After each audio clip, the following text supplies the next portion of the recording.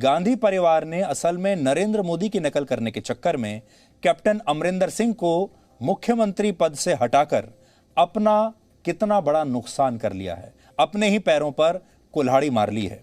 पंजाब में चरणजीत सिंह चन्नी के मुख्यमंत्री बनने के बाद कांग्रेस में अब भी मतभेद बने हुए हैं और अब भी कांग्रेस में ऐसे नेता हैं जो उनकी नियुक्ति से नाराज हैं। बड़ी खबर यही है, आज पंजाब में कांग्रेस के जो इंचार्ज हैं हरीश रावत, उनके बयान पर बहुत हंगामा हुआ।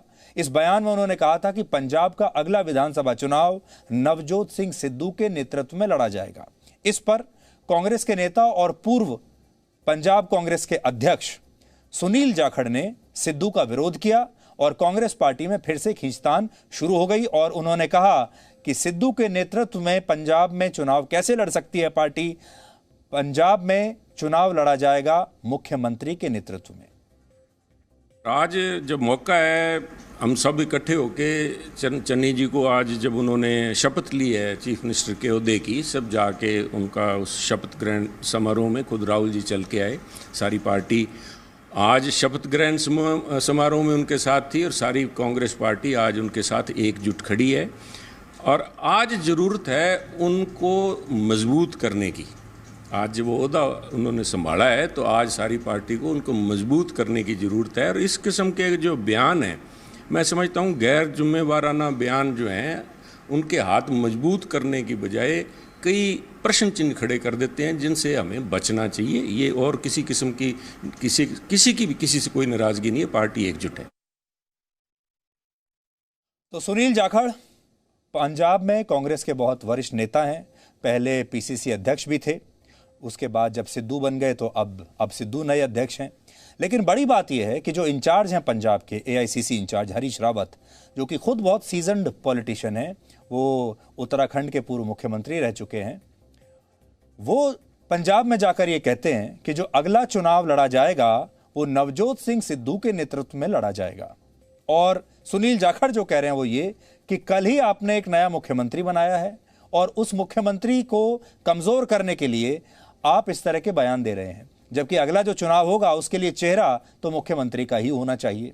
कांग्रेस ने चरणजीत सिंह चन्नी को मुख्यमंत्री बनाया है, जबकि सुखजिंदर रंधावा और ओम प्रकाश सोनी को उनका डिप्टी बनाया गया है, यानी उप मुख्यमंत्री बनाया गया है। चन्नी पंजाब के पहले दलित मुख्यमंत्री हैं। पूरे देश में दलितों की सबसे ज्यादा हिस्सेदारी पंजाब में है। पंजाब की कुल आबादी में 32% दलित हैं और यही दलित कार्ड कांग्रेस ने खेला है, यह समझकर कि उन्होंने बहुत ही शानदार स्मार्ट फैसला लिया है। लेकिन इसके बावजूद अब तक पंजाब में कभी कोई दलित मुख्यमंत्री नहीं बना था, बावजूद इसके कि वहां 32% दलित हैं। चन्नी पहले दलित मुख्यमंत्री हैं, इसलिए कांग्रेस को सबसे ज्यादा फायदा पंजाब की उन 34 सीटों पर हो सकता है जो दलितों के लिए आरक्षित हैं। पंजाब में विधानसभा में कुल 117 सीटें हैं। एक और बात, 32 में से 14% दलित रविदासिया समुदाय से आते हैं और चन्नी भी इसी समुदाय से हैं, इसलिए चन्नी दलित वोटों को सीधे तौर पर प्रभावित कर सकते हैं, यह क्षमता उनमें है। कांग्रेस की नजर उत्तर प्रदेश के चुनावों पर भी है।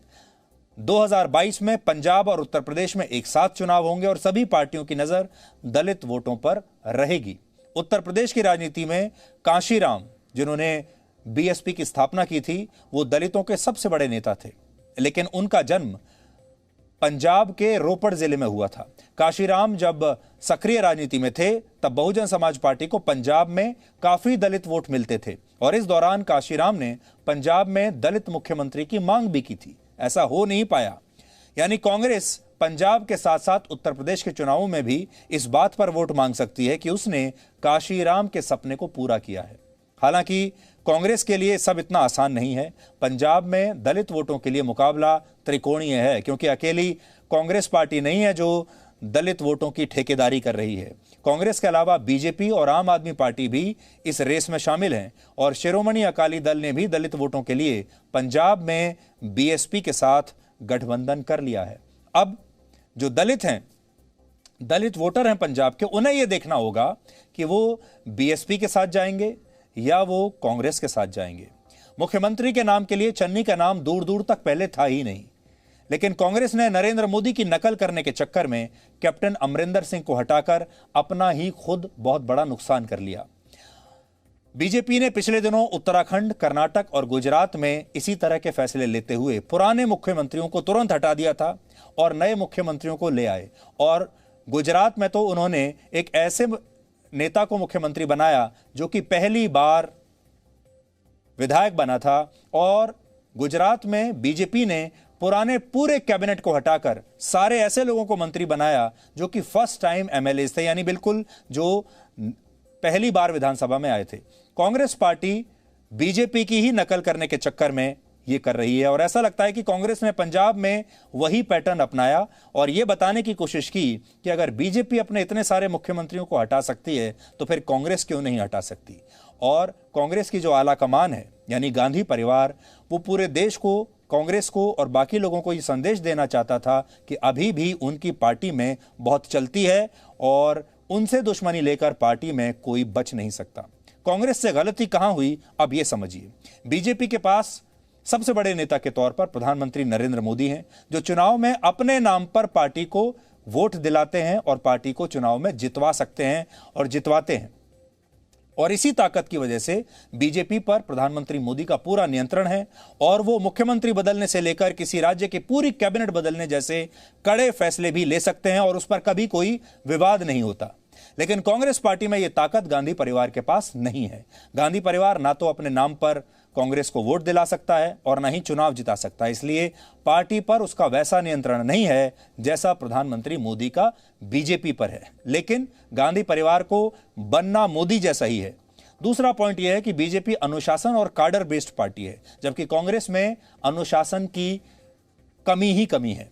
कांग्रेस में क्षेत्रीय दलों और नेताओं का काफी प्रभाव है, इसलिए कांग्रेस पार्टी में वैसे फैसले, कठिन फैसले लेना आसान नहीं है जैसे बीजेपी में लिए जाते हैं, क्योंकि कांग्रेस पार्टी असल में जो राज्यों में उनके बड़े बड़े नेता हैं उनके आधार पर, उनकी मजबूती के आधार पर ही चुनाव जीतती है।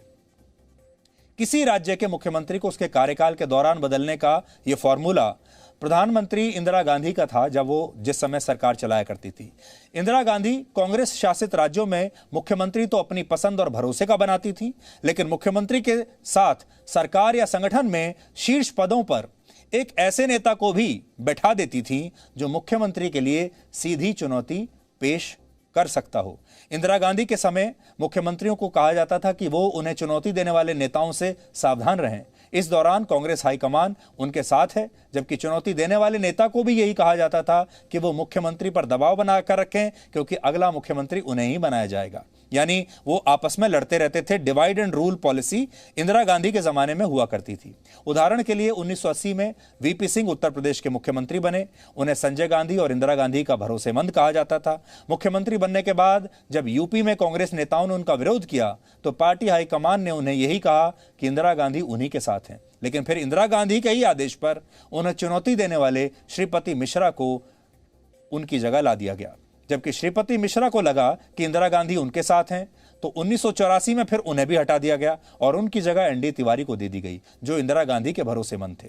इंदिरा गांधी ने यह फॉर्मूला महाराष्ट्र समेत कई राज्यों में अपनाया और कई बड़े नेताओं को इसकी वजह से मुख्यमंत्री की कुर्सी छोड़नी पड़ी। यानी उस जमाने में मुख्यमंत्री की कुर्सी पर बैठते ही किसी भी नेता के लिए वो कुर्सी असल में हिलने लगती थी और उसके बगल में एक और व्यक्ति को वहां खड़ा कर दिया जाता था जो उन्हें चुनौती देता था।